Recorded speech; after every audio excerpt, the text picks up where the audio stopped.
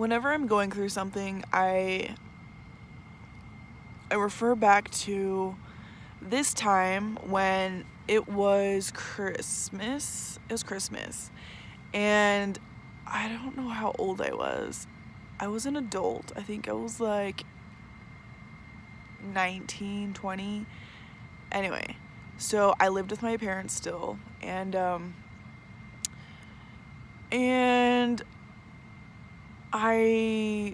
was Christmas morning and everybody woke up, and I was an adult, so I knew that adults don't get presents. I wasn't expecting it. I didn't even care. And so we went upstairs early in the morning. Everybody was opening presents, and I was just kind of like oohing and ahhing at what my little brothers got, and so I was just sitting there, still like trying to wake up and stuff, and Sifa, he turns to me. He's standing behind the couch, and he was like, oh, sorry, I had a burp. Anyway, so he was like, Tisa, we didn't get you anything this year for Christmas. And I was like, oh, that's okay. And then he proceeds to tell me, because your mom didn't think that you deserved any. And I just was shattered. Like my heart was so broken from hearing that my mom didn't get me any presents because she felt like I didn't deserve them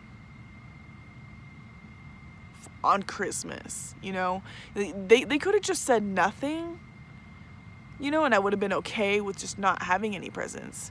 But the fact that they went out of their way to say, we don't feel like you're good enough to get presents, so we purposely didn't get you any. And I was devastated. I was so heartbroken. And there was family functions that day, and plans to go around to other people's houses and say Merry Christmas. And I was done. I was like, no. I was crying. I went in my room after that morning, and I just stayed there all day. Whew. I haven't talked about this since that day. But anyway,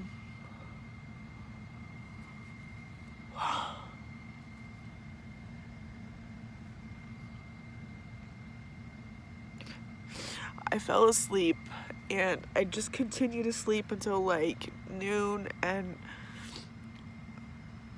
I just was hoping that the pain would go away.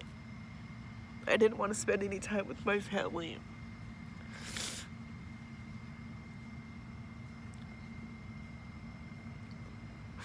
So I got a call from my aunt, and my Aunt Kati, and she was like, hey, I was wondering if you wanted to come over.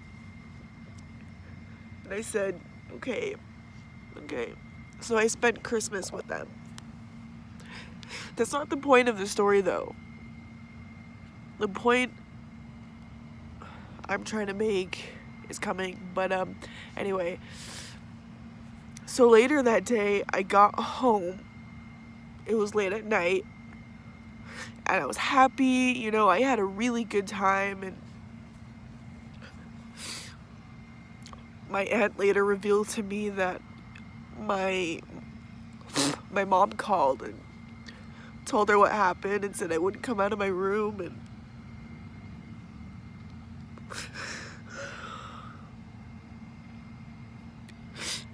and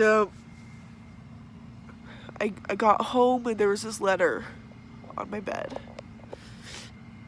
and it was from my dad. So I read it, and it was kind of a long one, and he kind of thought that I was upset that I didn't get any presents, but I was just upset that my parents went out of their way to tell me I wasn't good enough. you know, and maybe that's the way that I perceived it, but I was a child, you know.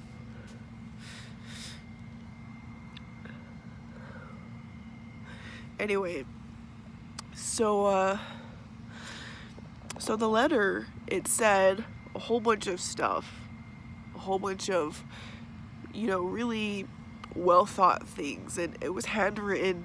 It was beautiful. And that was the best thing I had gotten for Christmas, because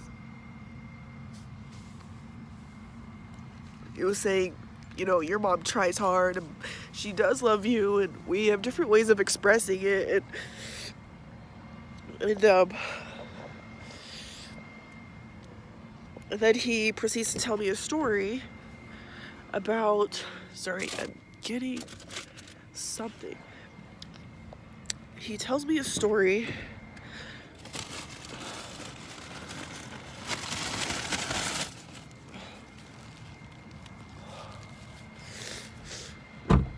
about, you know, I'm sure people have heard this story before. It's a common story, but I'll tell it to you. The story is about a fox and a spider. Actually, it was a scorpion, not a spider. And there's this big river, and the scorpion, he communicates to the fox that he needs to get across the river. And he said,